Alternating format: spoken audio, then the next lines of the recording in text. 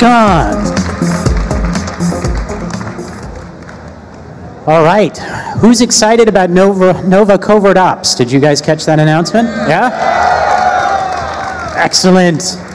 Well, we are here today to tell you guys about the future of StarCraft 2. My name is Tim Morton. I'm the lead producer on StarCraft 2 Legacy of the Void. I'm going to introduce you guys to my fellow panelists up here. So, this is Jason Huck, who leads up the campaign design. We have any campaign players out there? Do you guys like the campaign? All right. Excellent. Valerie Rotros, who is a writer on StarCraft 2, and Valerie is writing the story for Nova Covert Ops. So, welcome to Valerie. Do we have any PvP players out there? All right, David Kim, our lead multiplayer designer. And on this end, Matt Morris is the lead for story mode, so everything that you do in between the missions, and also our new co-op missions mode that's out here playable on the floor.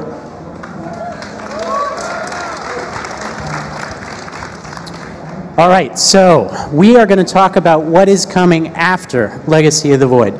How are we going to fill the void? Sorry. So the first piece of news to share with you guys that we are all super excited about is that development is continuing on StarCraft 2. Everybody who is here on stage with me today and the rest of the dev team is going to keep supporting StarCraft 2 and keep working on it. But we're going to give you some more information on what that means. That means more content, like Nova Covert Ops that got announced today in the opening ceremonies. That means more features that we're going to continue to add over the course of the year to StarCraft 2. Now, some of the content that I'm going to talk about today will be free content. Some of the content that I'm going to talk about today will be paid content. But I want you guys to know that we are super excited to keep working on StarCraft 2. So, micro content. I'm going to drill down a little bit on what this means. This is some content that's going to start coming online after Nova Covert Ops starts to come out. But we are working on some other types of content besides mission packs. We're working on the mission packs as well, and we're very excited to bring those to you. We are working on more co-op missions content that Matt is going to talk about. And we're working on more multiplayer content that David's going to talk about with you today. Okay, so micro content, what does that mean? Unit skins. All right, so to be totally honest with you guys, we have been so busy working on Legacy of the Void that we haven't really fleshed out our plans on exactly what skins we're going to do. So what I'm showing you right now, that is the Purifier Colossus skin that's included in the Collector's Edition. But just to give you a little sense of what skins can look like, this is the Purifier Adept now from Collector's Edition. And there's also going to be a turnaround on that Colossus. But unit skins are an opportunity for you to choose a different look for your units in StarCraft 2. We do it on a unit-by-unit basis, and we've got some work to do still to really make that interface streamlined and to give you good choices for how you use unit skins. But we are going to do more of them. What's in the Collector's Edition is just the beginning. Voice packs. Voice packs are something that we have seen requested very often. The idea here is that you will have an opportunity to replace the in-game advisor with the voice of a different StarCraft character. This guy is somebody we hear a lot of requests for. And this is what he might sound like if you used him as a voice. Mineral quantity insufficient. Allies base under assault. All right, so we are already working on getting some voiceover to create these voice packs, but we do still have more work to do to create the interface. So this is content that will come after the Nova mission packs start out. One area that I haven't touched on yet that I do want to touch on today is StarCraft 2 Arcade. Arcade is the part of the game where you get to experience content created by other users. There's also some content in there created by Blizzard. We're going to keep adding features to StarCraft Arcade. Again, we've been super busy working on Legacy of the Void, and we did a little bit of work already in terms of new user interface for Arcade, but we want to keep making that better. Right now, there is a contest going on called Rock the Cabinet. That contest is an opportunity for content creators to make content using the Warcraft 3 assets that we released for the StarCraft 2 engine. That contest, it's going to wrap up next month, but we're super excited to see what kind of content comes out of the community, and we're going to keep doing these contests. Finally, we are working towards enabling our first paid content in Arcade, and this is an opportunity for content creators who have made really great content to make some money off of that content in the community. We don't yet have a specific timeline for this, but I can tell you a little bit about our approach. What we're going to do is work with specific content creators. So it's not really going to be a full-on app store out of the gate. We're going to take a very curated approach. We're going to talk to content creators who already are working on content, who have a track record and ability to deliver something great to you guys, and we're going to figure out how to set that content up so that it can become available paid in the StarCraft Arcade. So that's a goal that we are working towards, and we'll be excited to share some more details on that as we get further along. All right, I know you guys want to hear more about Nova Covert Ops, so I'm going to pass it over to Jason Huck, lead game designer.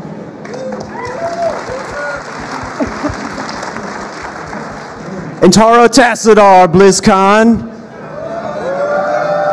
Had to get it in my Protoss shout there. I mean, we're right on the cusp of Legacy of the Void coming out. So you might be wondering, what are mission packs? You know, when we came to look at about the future of StarCraft 2, it just seemed natural to us that we're going to want to add more stories to this universe and talk about other characters that everyone loves. And of course, Nova Covert Ops. Why not? You know, Nova is awesome. So the mission packs are basically in a different format than our usual campaigns. So these are going to be 9 mission story arc here that will be told over the course of 3 packs. So the first one coming early next year.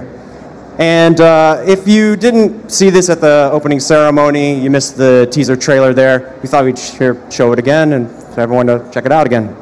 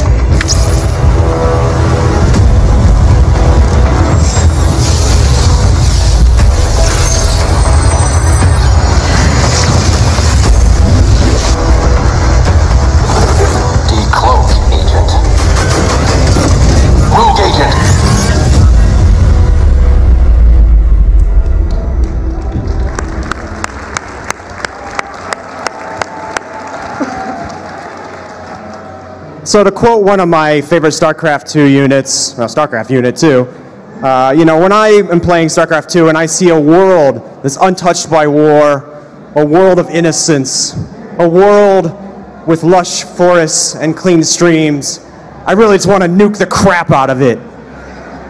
And with Nova, you're going to get to do that. I mean, this is a character that is a fan favorite. We love her, and so it just seemed natural to us to have her as the first character that we talk about in these mission packs. So let's talk a little bit about this in particular. So much like Kerrigan was controllable in Heart of the Swarm in all those missions, Nova also will be playable. So you'll lead her and her Black Ops forces through these missions. And we'll have like these iconic Terran units that you all know and love, like the Siege Tank and the Marine. But they're going to have a little twists. They're going to have some really cool like Black Ops technology. So you might have like hover siege tanks or Marines with like a stim that actually heals them when they use it. So who needs a medic anymore? You just stim your Marines and they keep going. So Nova will undertake these Black Ops missions for Valerian and the Dominion. She gets this cool new ship that you'll get to explore. And we're really hard at work on all these missions right now, so unfortunately I don't have anything to show you, but rest assured you will nuke the crap out of them. Now, of course, with all our sort of systems that we add to the campaign, this is a really, really rough UI mock-up, so this is obviously not how it's going to look when we release it. But this is an equipment system, and this is something that allows you to kind of kit out Nova in various different loadouts. So she has a helmet or, goggles. She has a different suit. She could have a different weapon and different gadgets. So we can give her maybe a different type of grenade, or we can give her a different gun. Instead of her C-28 canister rifle, she can get like a shotgun if it's time to go loud or something. She's experimenting with like a sword even, So,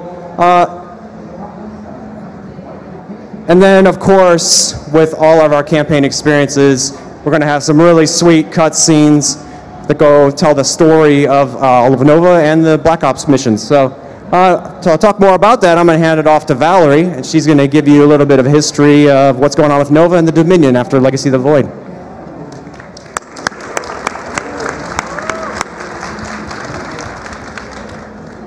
Hey everyone, thanks for coming out today. I am super excited to tell you more about what's going on here in the Terran Dominion. So these Nova mission packs will take place after the end of Legacy of the Void. That concludes with some epilogue missions that push the timeline ahead a few years, and Nova Covert Ops will be even later after that. At this point, the Terran Dominion consists of a war-torn people. They have seen a lot over these past few years. There have been wars, civil wars, insurrections, the Zerg, you name it. At this point, people are ready for peace. But what they do in that peacetime is really the question they face right now. Some people are eager to make sure that they're ready. If any alien forces come back, they want to make sure that they have the security they need, the weapons they need to stay safe. While others are more interested in ensuring that the government takes a more progressive, egalitarian direction under Emperor Valerian. Valerian is a much more fair and just ruler than his father Arcturus ever was. And, he was raised by his mother in exile. He was raised with those beliefs that freedom and liberty are basic human rights that everyone deserves. To this end, he opens up a lot of civil liberties to the people. He opens up freedom to the press. And this seems like a great idea, right? Why would the press not be free? That would be terrible. But unfortunately, there are some ramifications to that hit him a little harder than he expects. His enemies use these freedoms to open up conversations about his weaknesses as a leader. And the criticism is more intense than he anticipated. Because of that, this price of power is becoming a struggle for him to continue the legitimacy of his reign. A reign as emperor in a government he wants to be progressive and fair. He begins to worry that his enemies are not just speaking out against him, but also forming secret alliances behind his back. The foremost of these is the Defenders of Man. Now, publicly, the Defenders of Man argue for the security of humanity. They are interested in protecting people from alien threats. Seems like a very logical, smart decision after, the recent events where the Swarm walked through the streets of Augustgrad. So the Defenders of Man have been gaining ground. More and more people flock to their side and listen to their message. But there's something else going on here behind the scenes. Nova, in that trailer you just saw, has woken up in a facility owned by the Defenders of Man. She doesn't know why she's there or what's going on. And this is a major concern as well for the Dominion. Her disappearance as their best ghost is a top priority situation. They need to find out what's going on there. And Nova will be doing just that as well. She needs to learn more about the Defenders of Man, what they've been planning, and what's next. And now we're going to switch gears to take a look at multiplayer features with David Kim.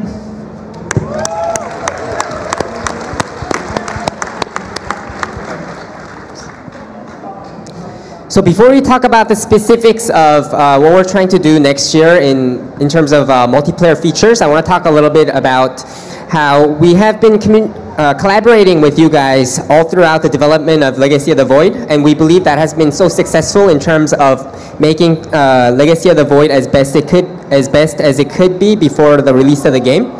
So I'd like to point out none of these features that we're talking about today, implementation hasn't started yet. We're still on the design phases only, so if you had thoughts and feedback, it'll be great to work together with you guys on all these features as well.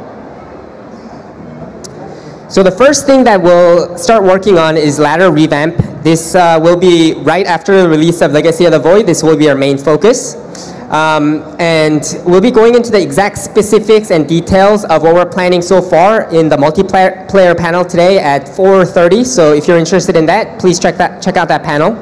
But for now, I just want to point out that our main goal is to keep the good parts of the current system and address these three elements, which is having more meaningful ranks, more accuracy with the system, as well as more transparency.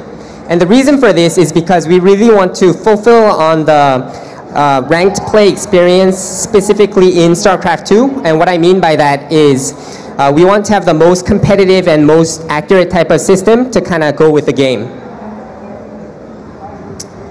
So on the tournament side, it's a little weird, but we're planning on Archon mode tournaments and 2v2 tournaments. So right now we have the 1v1 experience represented in the automated tournament system for the release of Legacy of the Void. So the competitive side is very well represented, but we wanted to take a step further into automated tournaments system as a whole, and we wanted to make it a little bit more of a teamwork oriented and a bit more of a social experience, and that's why we're trying to add these two formats into the system as well. The next thing is separate MMR per race in unranked play.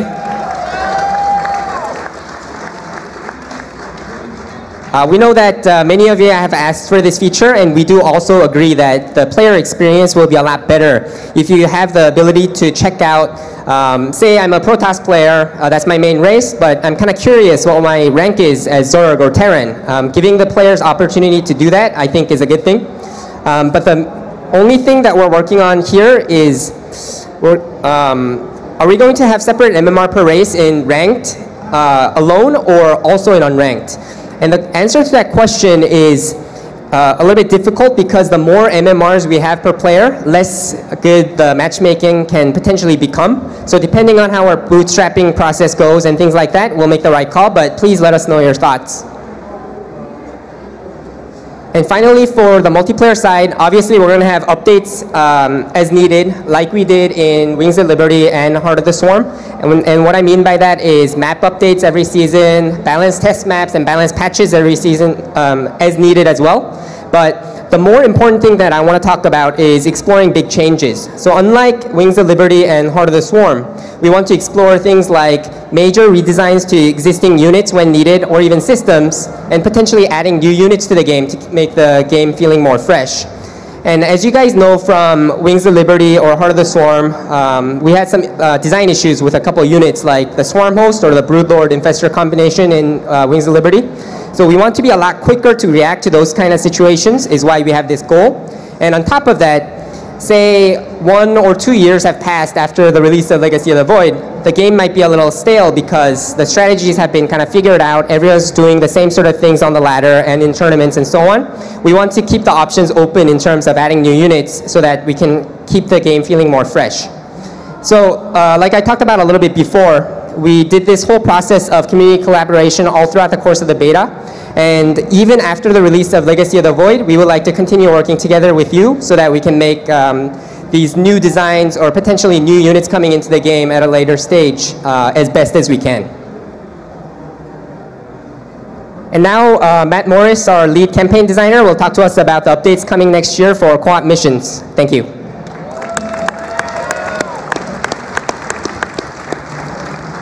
All right, how are you guys doing? My name is Matt Morris, and today I'm going to talk about co-op missions. Now, if you're hearing the words co-op missions for the first time, that's because we've recently changed the name from Allied Commanders to co-op missions. If you're hearing allied commanders and co-op missions for the first time, I have a quick brief summary as to this exciting new cooperative mode that's coming to StarCraft 2 for the very first time. So what is co-op missions? This is where you're going to play cooperatively with a friend. You're both going to battle the computer on campaign-style missions. Now, this isn't campaign. This is an entirely different mode. But what we've done is we've taken over some of the more memorable mechanics and objectives that you've seen in our campaigns, and we brought them over to co-op missions so that you could have that same experience with your friend. And you'll both get a chance to choose a commander from one of our 3 campaigns. Now, each commander plays a little bit differently. They have a unique set of units, abilities, and upgrades. This isn't like Heroes. This is still an RTS. You're still building a base and troops, but each one of these guys is absolutely amazing. If you guys haven't seen it, the demo station over here has all the co-op missions and the commanders. We have 6 commanders. We have Jim Raynor, we have Kerrigan and Artanis, and we have Swan from Wings of Liberty and Zagara from Heart of the Swarm. And we got this new commander. You're going to learn a lot more about her in the Legacy of the Void in a couple days. Her name is Vorazun. She is awesome. But the reason why I'm standing here today is to let everybody know that as this game goes live, we plan to continue to support co-op missions as we move forward. One of the ways we want to do this is we want to continue to make more co-op missions. In fact, we already have a mission that's almost ready to launch. Once the game goes live, it'll be shortly thereafter. It's a mission that you will have seen in the Legacy of the Void campaign. It's a capture point mission. And we felt the mechanics of this mission fits perfect for a cooperative environment, because we're going to require both players working together to capture these points. But more importantly, you're going to have to communicate with your ally as to how to prevent the AI from recapturing them. Now I have a little video to show you what this looks like in game. Enemy forces are contesting the objective. Eliminate them to capture it.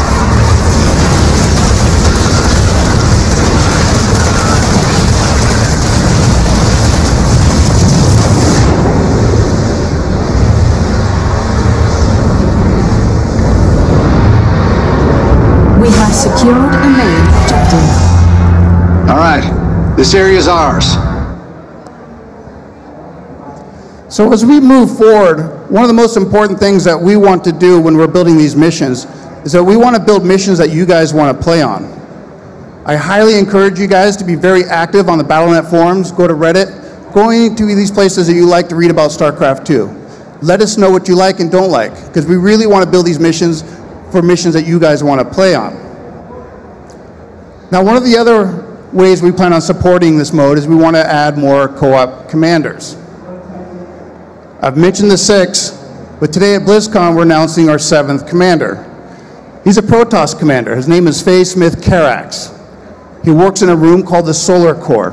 And what the Solar Core is this is the room that powers the Spear of Verdun, all the weapon systems and the defense systems. And that's what's going to make him different than the other Protoss commanders. He's going to be all about these call downs from the Spear of Verdun. Now, all the Protoss commanders do have call downs, and they all have unique Spear of Verdun powers. But what really makes Carax different is he's going to be able to use it more frequently, the more powerful. In fact, in the mission itself, you're going to actually upgrade your Spear of Verdun. You can make these powers stronger as you start playing the missions. Now, I got a couple of videos to show you to illustrate some of these amazing powers that Carax has. Now, this first one is called Solar Lance. And what's awesome about this is that the player's going to have the ability to paint a line onto the mission and just do terrible amounts of damage to anything in there. Let's take a look.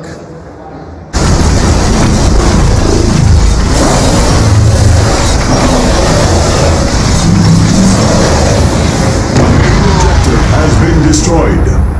Now that is how you do it.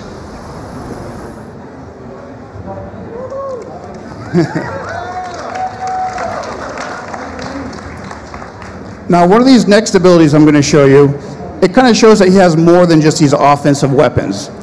Now, all the Protossers, you know, have a chrono boost that you can single target any structure and make that structure train units faster. Carax has an ability called Super Chrono. And when he activates this, all your production facilities start going in overtime. And it's not just at chrono boost speeds, it's actually much, much faster. So I got this video to kind of show you. So this is Karak space right here, and you can see all the gateways and the cybernetics core and the forge. Everything's working overtime to produce a lot of troops. Really powerful. But most importantly, this also impacts your allies. So you can see how important it is to have Karaks on your team. Now I got one last video to show you. Now this is Karax's ultimate ability. Now this thing is awesome. It's called Purifier Beam. What's really cool about this is it leaves a persistent beam on the mission for a pretty long time. But the real fun part is as you deploy it, the player actually gets to control it and move it around. So as the enemy's trying to escape, you could just run them over with this thing. Take a look.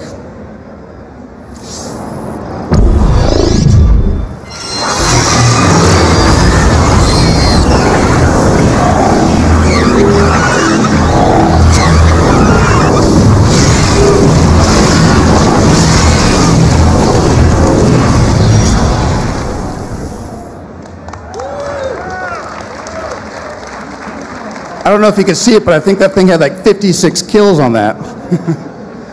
So that's it for co-op missions. You guys can start lining up. I don't know where the person is going to have the microphone, but you guys can start answering questions.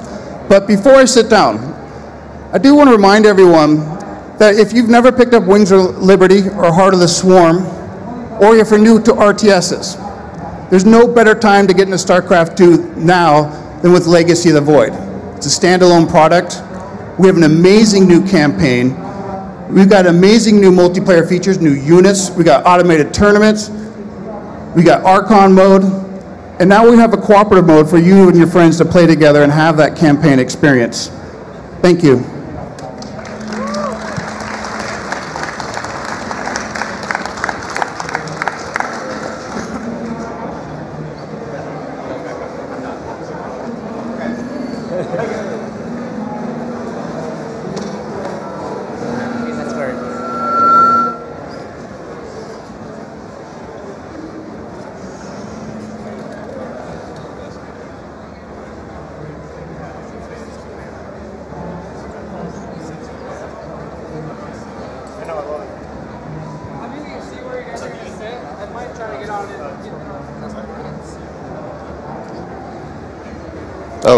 Okay. Hi, my question's for the writer. How many of the themes of this mission pack and how much of what you're doing with the Nova story is from StarCraft Ghost, the Cancel project? Is any of it themes, maybe plot elements, anything that happens, or how much of it is from that? So, as with everything that's been written for Nova, it informs her character and it's part of who she is. But the events of Ghost actually took place earlier in the timeline.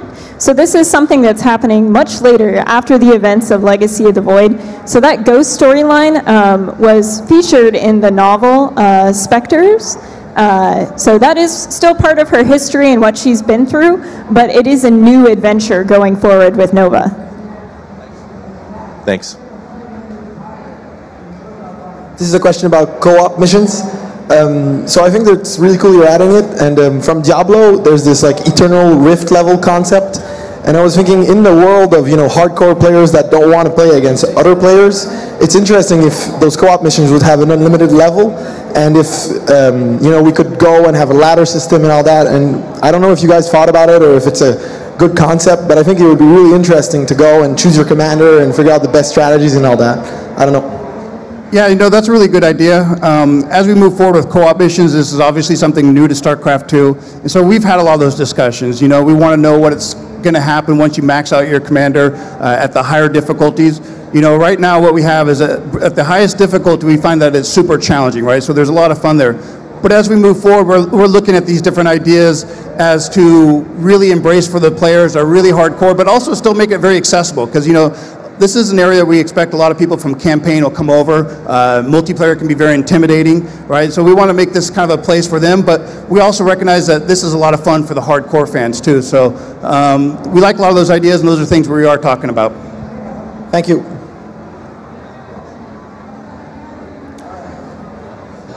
So when I got StarCraft 2, I was really super excited to make my own map. And when I got in, I found a system that was great, had all sorts of features in it, but the field names and how to do things were super complicated and not explained anywhere. What have you done to help resolve that? We do have an effort underway right now to author some more content to help content creators. We're also looking at ways that we can continue to improve the editor interface and to add features to Arcade. So always appreciate feedback, and we definitely are working towards making that a better experience. Thank you. I'm wondering how the race-based matchmaking system is going to treat random players. So it's not final yet, but our current thought is the random will be decided before you get into a match. Like the system would know, and then it'll choose that MMR to matchmake against the correct player. So what's kind of interesting about this is on the ladder, maybe you won't have like a random rank, right? Maybe you might have all 3 ranks separately, but your race will still be displayed as random. But if you had better thoughts than that, then we're definitely welcome to hearing any feedback, both on the idea that we have currently, or it could be something else too, right? Because nothing has been decided yet. Cool. Thank you. Thanks. Hi. Oh. Hi. So my question relates to story and to specifically factions from StarCraft and Brood War and even up to Heart of the Swarm. So are we going to see the return of factions like the UAD, like the Cerberus Recon Squad from the very first game, even the demo missions? Are we even going to see the Umojans or the Kalmorians eventually? And will they have new units to that? With like we saw in the campaigns. We definitely love those factions as well, and as to what they're up to, we haven't stated that yet. We're not planning on having them featured in the Nova covert ops missions, but it is definitely something we could explore in the future. Thank you. Howdy. This would be for whomever it concern. I noticed in one of the first slides you said paid content. Now, recently another developer tried to do this with a game they released, and it had a massive community backlash. How do you feel that you can learn from this and it will, going forward, not alienate the player base by having some content free, some content behind a paywall, so to speak? Yeah, we have a few core values that we're developing around StarCraft Arcade, but I think the first one is we have no intention to take content that was previously free and make you have to pay for it. I think anything that we plan to introduce through StarCraft Arcade is intended to be new content. The other thing I'll say is that this isn't content that's just going to modify how you play StarCraft. The kinds of things that we're looking at in StarCraft Arcade are really completely new games using the assets and tools that we provide through StarCraft 2 Arcade. So we really feel like this is a distinct individual situation separate from anything else that's been done. And we also feel like it's super important for us as Blizzard to provide a way for content creators to get rewarded for the great work that they do. So this really is about supporting that community. It's not about anything else. Thank you. Hi, this one's for David. Since the beta dropped, you guys had an unprecedented interaction with the community. We've been very appreciative of it. I would like to know 2 things. One, did you learn anything new about the community you serve? And did those interactions change the way you approach any part of your development for the future? So I guess the most important thing was through working together with our community, we were able to make Legacy of the Void much better than we expected. Which is very cool. Because originally when we started this process, we were just trying to increase the positivity, the perception around StarCraft 2, things like that.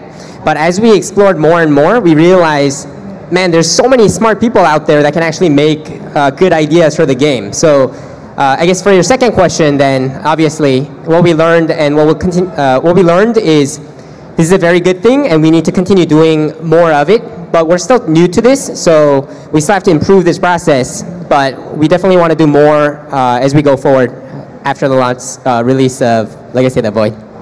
Awesome, thank you. Hey everyone. First, I want to say thanks for all the work you've done. I really love StarCraft, and looking forward to the changes that are coming up. So my question is, I got mainly into StarCraft from Husky, and one of the things that he implemented before he stopped making as much content was Imba League. And it's kind of the equivalent of, I think, Tavern Brawl and Hearthstone, where it has like unique rules for that week or that season or whatever you want to call it. I think it would be a pretty interesting game mode. I'm not sure if you've heard it. Do you have any thoughts on that type of thing? You can use maybe your laddered rank to go against someone of similar skill, but still have like just a silly game or something like that. Yeah, I think that's a great idea, but I think the main difference compared to Hearthstone and our game is we have the arcade, which has a lot of those maps that you're talking about. But on top of that, I think with our new automated tournaments feature, we can do something fun, like maybe we can do like at different intervals, maybe today is only on this specific arcade type of map tournaments, right? So, and the reason for that, I think, is because if we have too many matchmaking pools on the ladder, the player experience might not be so great. But if we do it using the automated tournament system, that might be a good thing. So it's something that we're talking about. We don't have specific plans yet, but we'll definitely discuss this some more. Thank you. Hi. First of all, excuse my lousy English. I'm not from around. There are a lot of people reviving using the powerful editor from StarCraft 2, reviving the classic missions of StarCraft 1. Have you ever thought about remastering StarCraft 1 with achievements, Battle.net, and etc., etc.? It's feedback that we've heard. I think we've been so busy just getting Legacy of the Void done that we haven't had a chance to really think about what other bigger projects we might explore. But we really appreciate the feedback, and I think it's something we can consider. So, thank you. Hello, thank you. Thanks for making the game and everything. So I have a question about the arcade mode. Whenever I log on to StarCraft, I have to choose between arcade and multiplayer, that kind of stuff. I don't really want to choose that. Do you think it makes sense to move some of the appropriate arcade games to mobile so I can play them elsewhere? It's a pretty big technology task to get our engine ported over to work on mobile platforms. It's something that we have talked about as being really advantageous for content creators to be able to get their content onto other platforms than PC. So we do talk about it internally, but it's a lot of work. So I don't think it's something we can do in the near term. Okay, thank you. Yep. Hi, my question is about the arcade.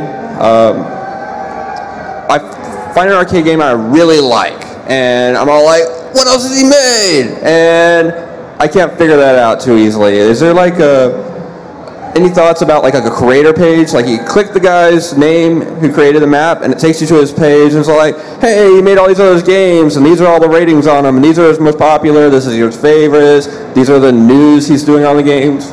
Anything like that? Those sound like things that really would add a lot to arcade. We're doing analysis now to figure out how can we continue to improve that interface. And one example of a feature that we hear requested a lot is the ability to add custom descriptions to lobbies, kind of like the Warcraft 3 days. You know, there's pros and cons to doing that. I think there's a lot of noise that comes out of that. But we are doing a lot of brainstorming right now, so I think those are great suggestions, and we'll factor those in as we talk about it. Thank you. Thanks. Hi, this is for the entire dev team. The question, I was wondering if, could you just move it a bit away? Sorry. Yeah, sorry. I was wondering if, would you consider adding new races moving on, not in StarCraft 2, but StarCraft 3 as like a new way to innovate the game? That's basically it.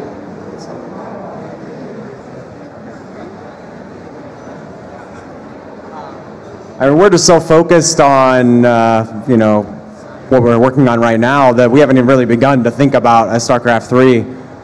But anything is on the table for that when that time comes. Thank you.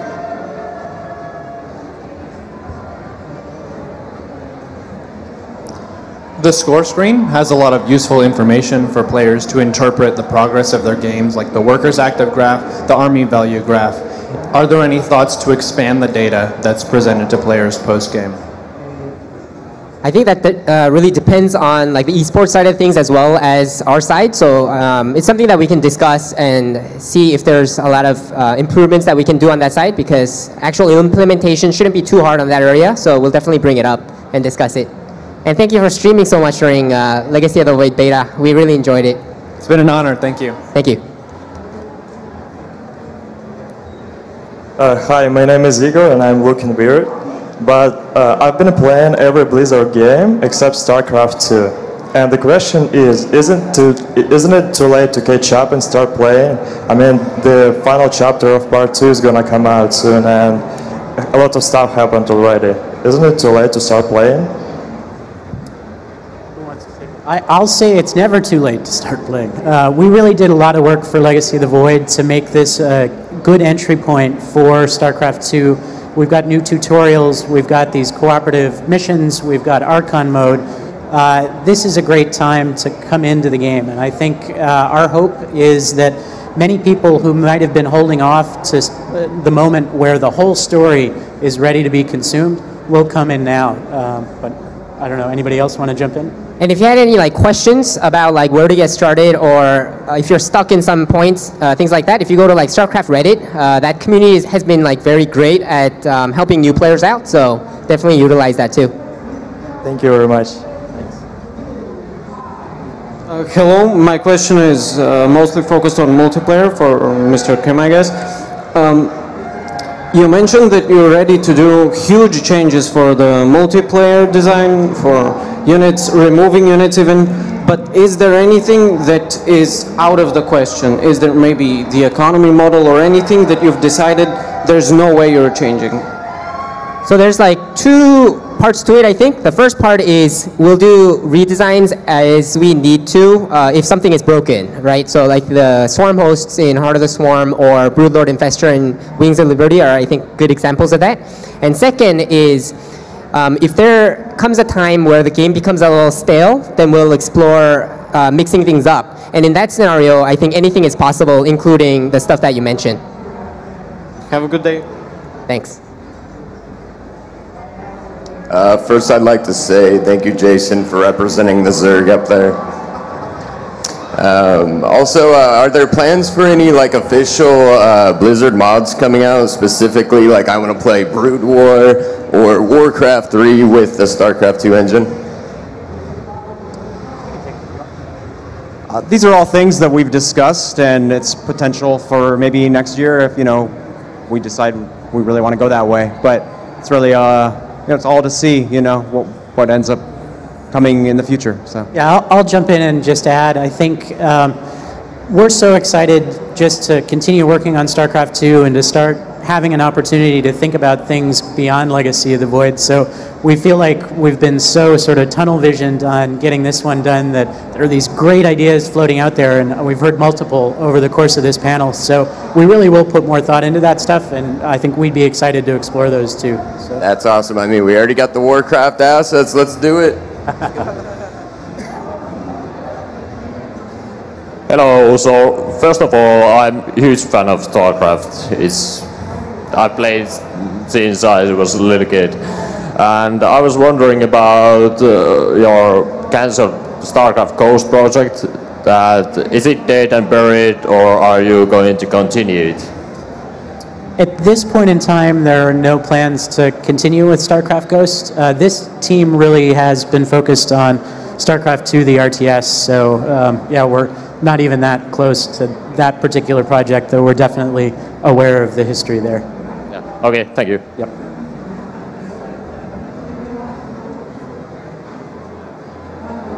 Hello, this is a question for David. So I know there's been a lot of tweaking about the Adapt and the Zealot, but it seems like the consensus is still, why make a Zealot when I can just make an Adapt? What can you do to make either the Adapt less powerful or the Zealot more powerful? So right now, we think there is a bit of a clear distinction, more so than we had right when the adept was first introduced. For example, if you're harassing using your warp prism, obviously the zealot is stronger if you're trying to take out his hatchery versus if you're just trying to harass the worker line, the adept is better. And in combat, the charge has its benefits compared to like the psionics transfer of the adept is better against like harassment and things like that. So we think the differentiation is a little bit better, but like you said, they do overlap a little bit still, and some of that I think is it's just natural when we add a core unit to a race, right? Like all these core roles were filled by 2 units, the zealot and the stalker before. We added a third. Obviously, this guy has to kind of take from one of these 2 units, right? So we felt like because the stalker is more interesting with blink micro, there's a lot more like fun stuff that players can do with it compared to the zealot is mostly just a move. So we wanted to take a little bit from the zealot more so than the stalker. Okay. Yeah, that's fine. Yeah, thank you. Thank you.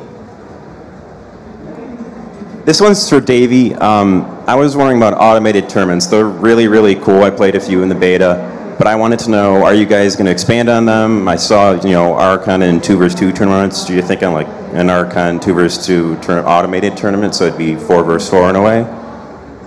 So the 2v2 and Archon mode are the next things that we want to do. And then depending on how that goes and depending on the demand for other things, maybe we can explore things like 4v4 like you said, or like someone else just mentioned, maybe we can explore having tournaments in some arcade maps and things like that, right? But anything's possible. But for now, we're focusing on Archon mode tournaments and 2v2 tournaments. Okay. All right, that sounds good. Thanks. Thank you.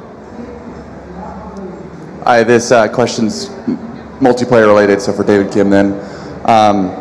Do you think that we saw problems in Wings of Liberty about units not being very relevant or not used, like the carrier we didn't see very much in Wings of Liberty, as well as Heart of the Swarm? Do you think that like implementing new units in Legacy of the Void, such as the Liberator, we don't see the Siege Tank, for instance, a lot in TVZ anymore because the Widowmine kind of did a lot to replace that in a more effective way. And now we're seeing Siege Tanks being picked up by Medivacs to make them more relevant. Do you think units like the Liberator might take away from the Siege Tank in its role, or the Cyclone might take away from the Thor kind of being a core element for anti-air for Terran? Like, I guess the question's like, do you think a lot of the new units might be taking away too much from units that we've already had trouble finding relevance in? So when new units are added, obviously it's going to take from old, because players can only do so many strategies per matchup, right? So it's going to take some of it. But I think our goal is to not have every single unit in the game used in equal numbers, but more so if the units that are really fun to play with and fun to watch, things like that, are used and in a good number of diversity, I think that's the most important for us. Okay, but one more question then on that. Do you think it's more important that units are fun to play or fun to watch? We think both are important for StarCraft 2 because it's a game that everyone plays for fun, but at the same time it's such a huge esport also, right? Especially on the multiplayer side. So I think both are equally important. Okay, thank you very much. Thank you. Hi, so compared to other developers, Blizzard's honestly not that great about pushing news and results and previews on the launcher.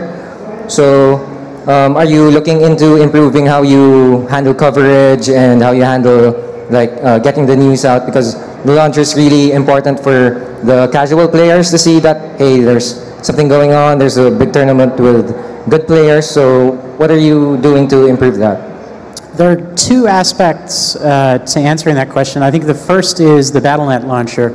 And there is a dedicated team that works on the Battle.net launcher that has plans to continue improving it throughout 2016. So I think you will see some improvements there. But the other aspect is in-game exposure. And we've recently released an updated user interface for StarCraft 2 with the 3.0 patch. So that's live right now. That landing page is fairly basic right now, but we do plan to continue adding some improvements there. And we're thinking a lot about how can we expose things like upcoming matches? How can we really drive viewership both for esports and excitement around new features and new content that we have coming in the game?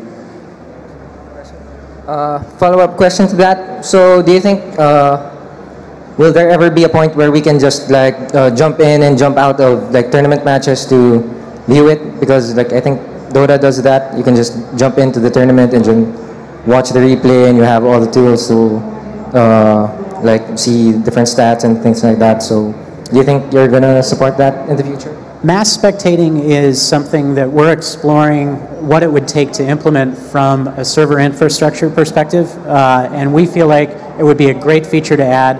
We just haven't done enough tech development to really speak confidently about what's involved in executing.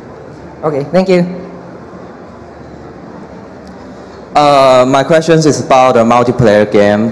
Since Legacy of the Void add more units in the game and they need micro control for players to win the game. So do you think Legacy of the Void is becoming more unfriendly to new players? And will you think about any other things to do to make new players to enjoy the multiplayer games? Yeah, so we've actually made changes to the training mode so that it's a little easier for brand new players to get into multiplayer. But on top of that, I think Archon mode is a great replacement to 1v1, especially if you're new. And if you have friends, or you can make new friends who are good at StarCraft 2, who want to kind of like mentor you or teach you how to play and things like that, it's a great tool for that. And as far as the 1v1 experience goes, because we have the matchmaker working pretty well in our game, if you are at like a silver level, you're only running into other silver level players who also can't do all these pro level micros. So we believe all these things combined kind of help out the new player in that sense. Thank you. Hi guys, thanks for working on such an awesome game. Can't wait to dig into it. But something different this year that's different about previous years is that there isn't a next game announced yet. So can you please put us all at ease and say that there's something on the roadmap when it comes to a future RTS StarCraft release? Well, I think what I can say is that this team loves RTS and that we plan to continue building games for a long time. What we don't know is what that next game is going to be. So I think that's an area where getting feedback from you guys and from the player base at large will really help us as we start to think about what are we going to work on next. Okay, thank you. Hi, my question's about mission paths. I think they're a really great idea, getting to see more of the story in between games than we have in the past. My question specifically is about using them as a vehicle to only move the timeline forward, or will there be some that maybe go back and look at some of the StarCraft history, like seeing the Protoss in their heyday or something like that? Yeah, totally. That's an awesome idea. You know, like we could totally explore that space if we wanted to. In this case, we just decided to go, you know, after Void. So, thank you. Hey, quick question about matchmaking actually. So there's Archon versus Archon. You have to do basic 2v2 versus 2v2. Is it possible or even viable to do Archon versus 1v1? So if I wanted to play against two people, is that something that the system can handle right now? So that's something we wanted to do, but our worry was, would people think that's super unfair? Like I didn't want to match against an Archon as 1v1 and so on, right? So if a lot of the players, if majority of the players turn off, if you give that option to turn it off, our worry is putting that into the game, majority of the people turn it off, like no one uses it and things like that. And we actually asked our community and the responses weren't super positive that time, but maybe it's changed and it's really up to you guys. And if you guys really want that feature, we can definitely discuss it again internally. All right, thanks.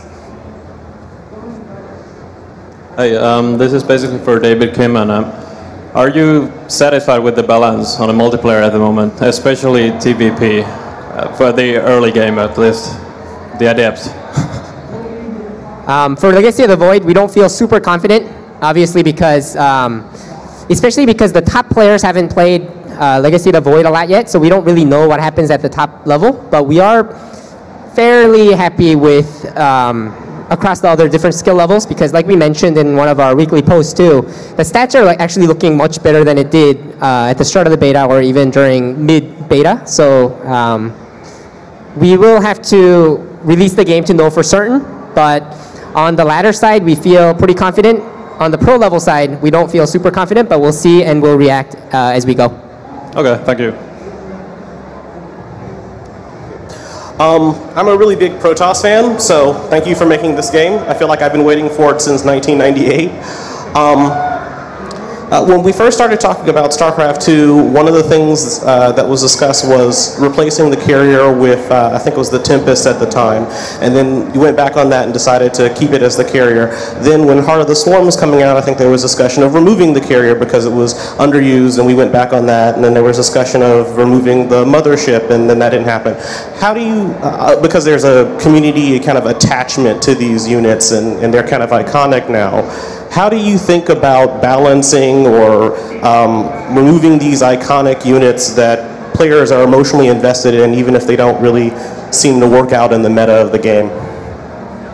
So unit count is something that we really have to be careful of, because if there's too many units in the game, then the strategic element of trying to counter what the opponent is doing, things like that, can become a little bit muddy and complicated. So we do need a plan for it, especially if we're going to be adding new units going forward. So we have a lot of discussions on it, not a lot of good ideas yet. So if you guys had good ideas, it'll be great to hear what the best move is there. So does that mean that removing those units is something that you would still be open to? Yes, we will definitely have to at some point, because how many units is too much, right? We don't know that answer yet. But there will come a time if we start adding new units to the game. And I know that other games are doing this, like WoW has cleaned up a lot of the skills in their classes, for example. Hearthstone probably needs to explore this area as well, because the number of cards are getting bigger and bigger as time passes. So we'll see. Thank you. All right, I think we're almost out of time, so this will be our last question. Hello. I love the idea of the new missions as well as co-op missions for the smaller bits of story, but eventually I do get tired of small bits and love, another expansion.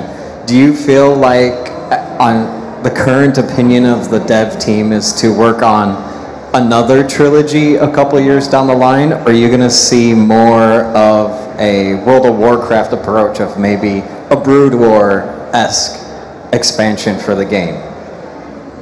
Right now, all options are on the table. I think a lot will depend on the response that we get back from the Nova Covert Ops work that we're doing, from the new co-op missions and co-op commanders we release, from the multiplayer changes that happen over the course of the year ahead. Really, there's the possibility that we'll continue to support the game granularly like this. There's the possibility for whole new stuff in the future. A lot of it really just depends on what you guys tell us. Okay, thank you. Thanks, everybody, and check out WCS today. Should be great. Thanks. Thank you for attending the Future of StarCraft 2 panel. Up next, the World of Warcraft Cinematics, The Road to Legion.